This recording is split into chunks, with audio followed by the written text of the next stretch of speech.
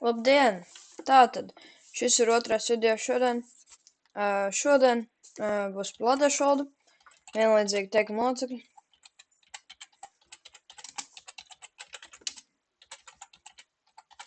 Tāda mums ir vienlīdzīgi teikuma locekļi. Mums būs vēl vispārinātāji vārdi un arī atkārtoti vārdi. Sākam ar vienlīdzīgiem teikuma locekļiem. Tie ir vārdi, kuri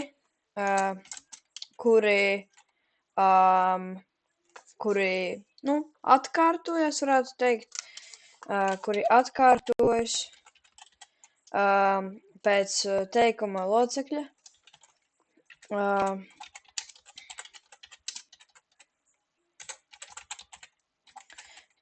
Tos izmanto,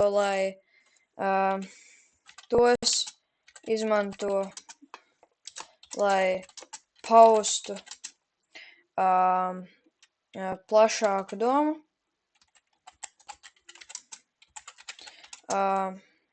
vai noteikt vairākas lietas reizē. Piemēram, es uzrakstīšu piemēru tagad. Piemērs, es zīmēju un runāju. Tad, ja mēs tagad pasvītrosim teikuma locekļus, tad būs es zīmēju.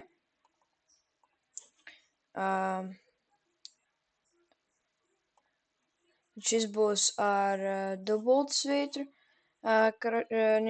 Šis ir ar dubultsvītru. Es labāk izcelšu vienkārši. Noņemšu pasvītrojumu, bet gan izcelšu. Šitie ir mūsu vienlīdzīgie teikuma locekļi. Tātad es zīmēju un runāju. Izteicējs. Vai arī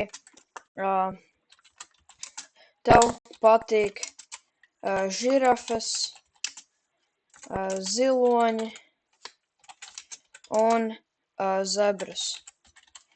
Tad tev būtu priekšmets, un tad ir kas patīk žirafas, ziloņi, zebras. Tie ir piemēri. Tagad, ja mēs turpinām, tos var atdalīt dažādi.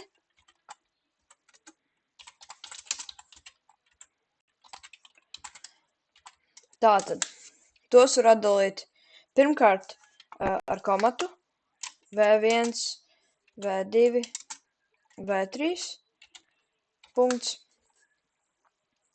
Vai arī vienkārši tad vēl var atdalīt, tas bija viens variants, tad vēl var atdalīt V1 un V2. Bet var arī un vietā vai, un arī var jeb, lai specifizētu. Tie ir pirmie. Šeit nav vajadzīgs saiklis, ja kas. Tad mums vēl ir V1 un V2. Un ja mēs vēlamies vēl vienu un, tad mums ir jādala uzreiz ar komatu. Tas ir svarīgi, ja vēlas divus un vai divus vai kaut ko tādu. Šo izcelšu ielāt. Tātad vēl viens komats tur ir. Vēl var atdalīt to pašu ar vai.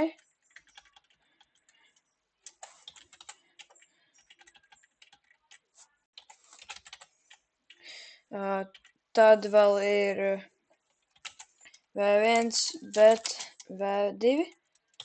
Piemēram, viņš klausās komats, bet nepilda.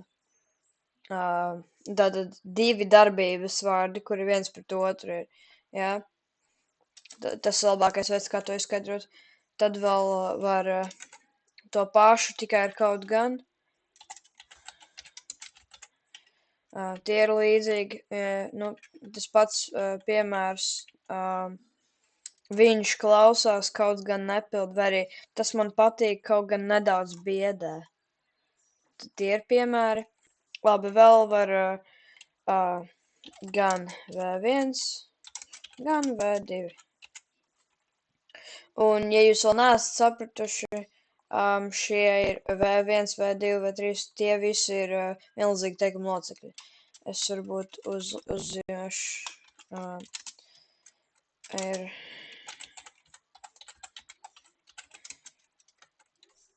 vienlīdzīgi. Ok. Tad tālāk mums ir vēl viens veids. Mūsu pēdējais veids. Ne tikai V1, bet arī V2. Protams, ir citi veidi, kā atdalīt, kaut kādi konkrētāki, bet šitie ir svarīgākie. Un šitie ir saikļu saistījumi, šitie nav. Šitiem nav izmantots saikls un vai jeb tā tālāk. Tad, ko es vēl vēlos sacīt, piemērs šitam, to dzirdēja ne tikai Patriks, bet arī Arturs. Tas ir piemērs, tas ir loģiski, ja to dzirdēja ne tikai Patriks, kas ir V1, bet arī Arturs V2. Jā. Un tagad nākamā apakštēma, es to ielikšu kā sarakstu, lai vieglāk pārskatām ir. Un tālāk mums ir nākamā tēma. Vienlīdzīgi teikuma locekļi, vispārinātāja vārds.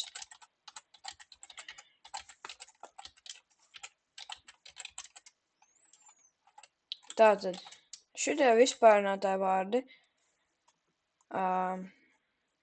ļoti gari izklausās.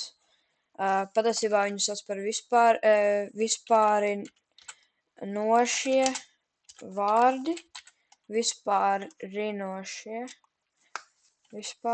vārdi, un tie vispārina vienlīdzīgus teikuma locekļus. Un, lai vispārinātāja vārds būtu, vajag vismaz 3 vienlīdzīgus teikuma locekļus. Un tātad tie ir vārdi, kas vispārina, jeb sagrupē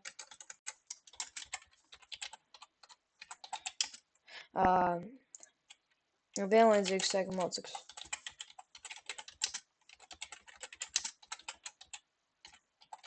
Tos apzīmē ar lielo V, tā kā tilpumu, bet nerunāsim par to vēl. Tātad tos apzīmē ar V, un šitais ir piemērs. Es iedošu piemēru. Man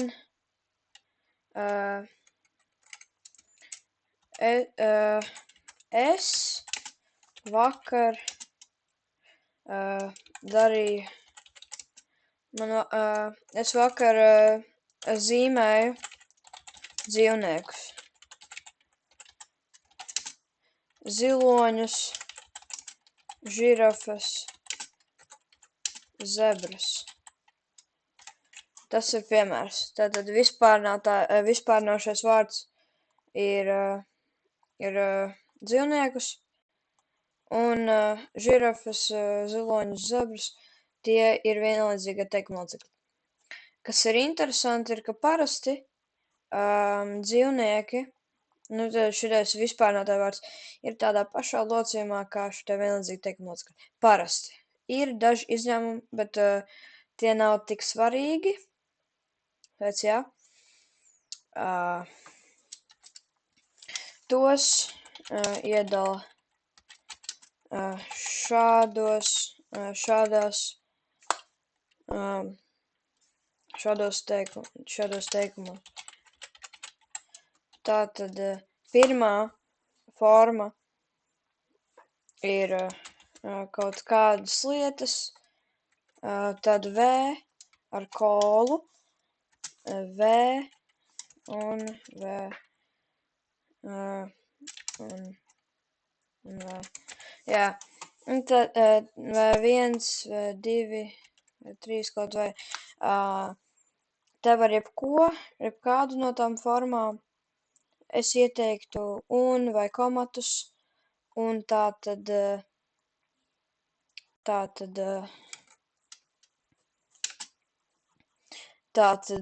piemēram, es teiktu, šitais pats piemērs. Es vakar zīmēju dzīvniekus, ziloņus, un žirafs, un zebras. Un tātad, ja nekas nav pēc tam, mēs liekam kolu. Ja nav nekas pēc tam. Tūlīt pārnāsim, kas ir pēc tam. Ir vairākas šitās formas, bet tagad būs tikai šitās 5. Tad nākamais ir V1, V2, V3. Labi. Teiksim, man ir teikums, man te jāizdomā piemērs. Bieži lietoju galdu, krēslu, skapi, tad ir slips, vienā domzīme, mēbeles. Saprāt? Tātad šitien, ja mēs atdalām uz beigām, tad ir ar domzīmi. Un tad vēlreiz šitais ir vispārnošais vārds. Tālāk būs V. Ok, šitais tas, par ko es runāju.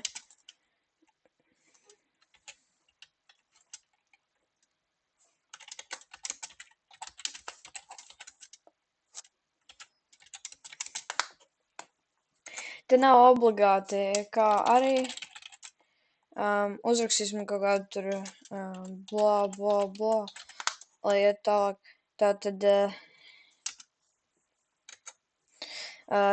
Tātad sākās teikums ar kaut ko, tad ir vispārinošais vārds, un tad atdala, ja turpinās šeit kaut kas, teiksim, man ir teikums, es savus kaķus, Jāni, Pēteri, kā arī Robertu, katru dienu mazgāju. Tātad man ir šiten un šiten, jo es atdalu Pēteris, ja viņa Jānis, Pēteris, Roberts, es atdalu šitos. Un tad man turpinās teikums, tātad man ir, tad man šeit ir abas domzīmes. Pēc tam šitā forma, V,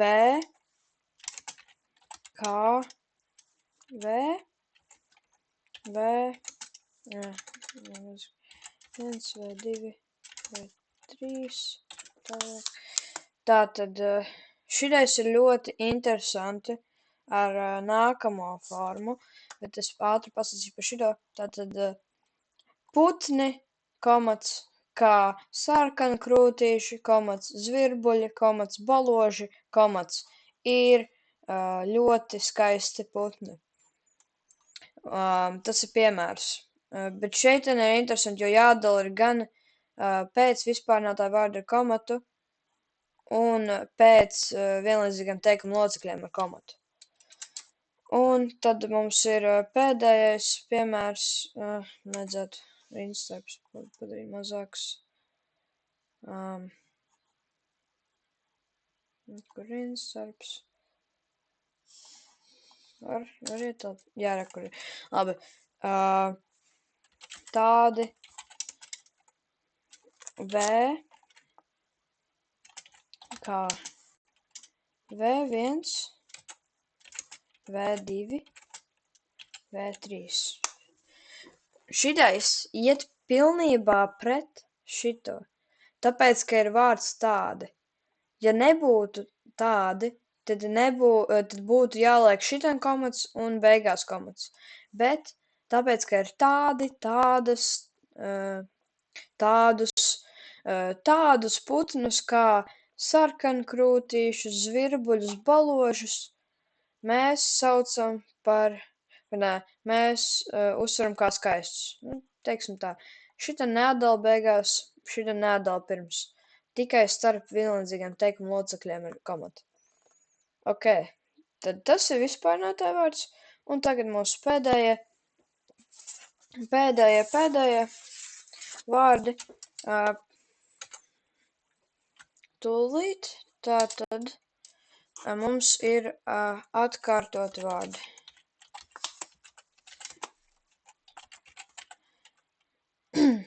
Tātad mums ir atkārtot vārdi.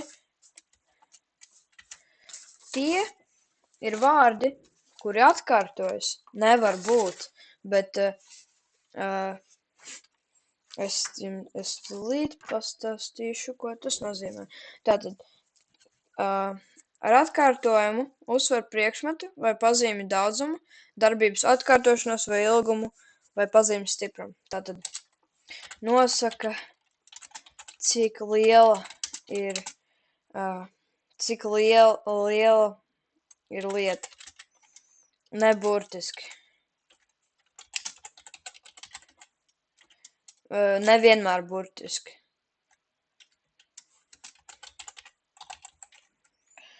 Tātad, piemēram, mums ir pretējs piemērs maza meitenīte kādā tautas dziesmā.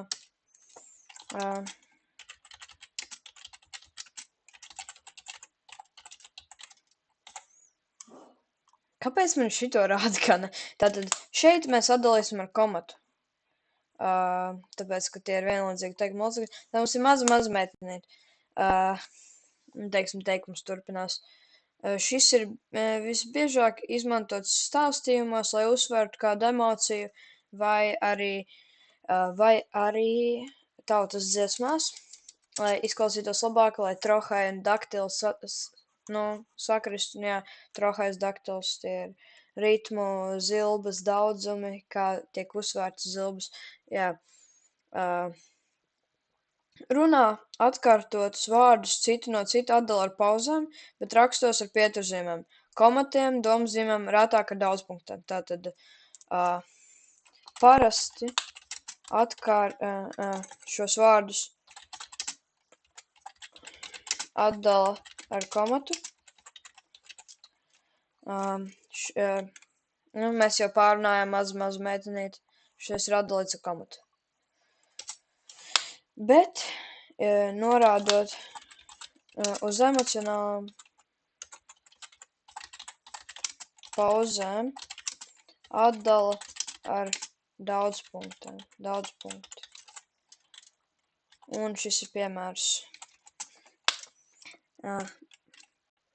Man pasniedza klusi.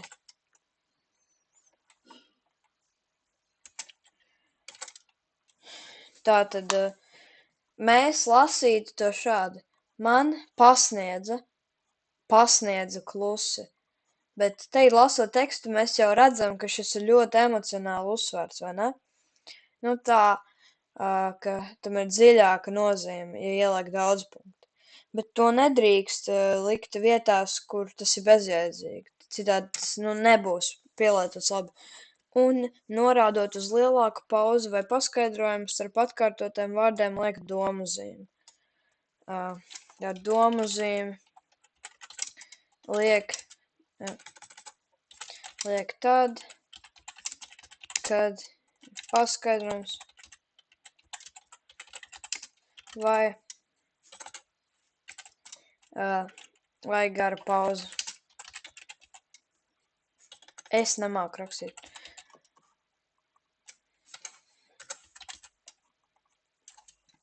Kur piemērs? Esi droša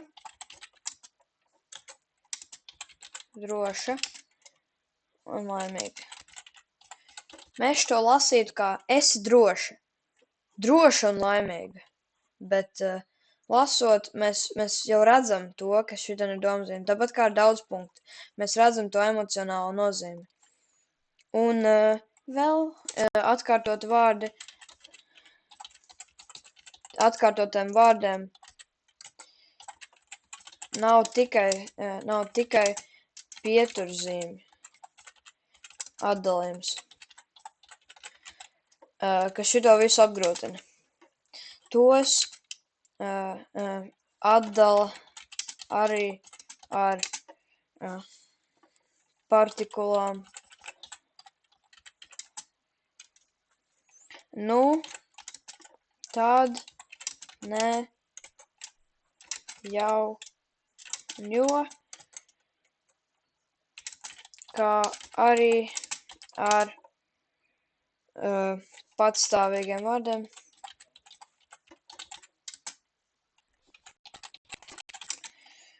Kas, kur, jā, un ar pieturzīmēm neatdala.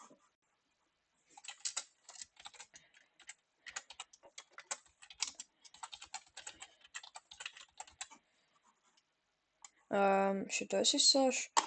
Tātad šitik.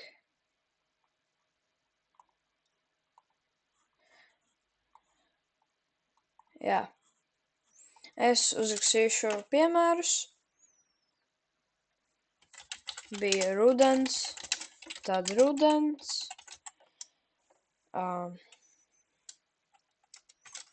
Dienas bija garas, jo garas. Un arī,